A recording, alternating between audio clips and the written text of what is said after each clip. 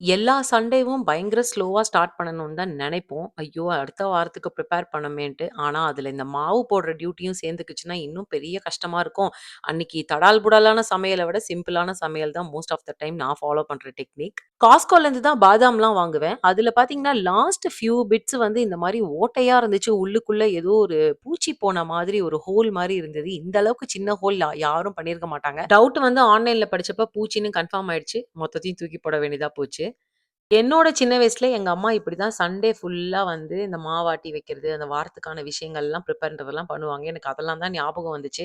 அப்பல்லாம் கிரைண்டர் வந்து ஒரு பெரிய கல்லு சைட்ல இருக்கும். அத தூக்கி உள்ள இறக்கி வச்சு, அத தூக்கிட்டு போய் வாஷ் பண்ணணும். பெரிய வேல தான். இன்னைக்கு சிம்பிளான சமையல் அப்படிங்கிறதுனால பருப்பு உருண்டை குழம்பும் வச்சுட்டு, ஒரு காய் பண்ணறதுக்கு டைம் இல்ல. என்ன பண்ணலான்னு யோசிக்கும்போது, இந்த பீட்ரூட் வத்தல் ரொம்ப ஈஸியா எனக்கு கை குடுத்துச்சு. இன்னைக்கு காய் கட் பண்றதுலேருந்து ஓபி அடிச்சு தப்பிச்சாச்சு. நாளையிலேருந்து அந்த வேலையும் இன்க்ளூடட். சரிங்க. இன்னொரு ஷார்ட்ஸ்ல பார்க்கலாம். பாய்.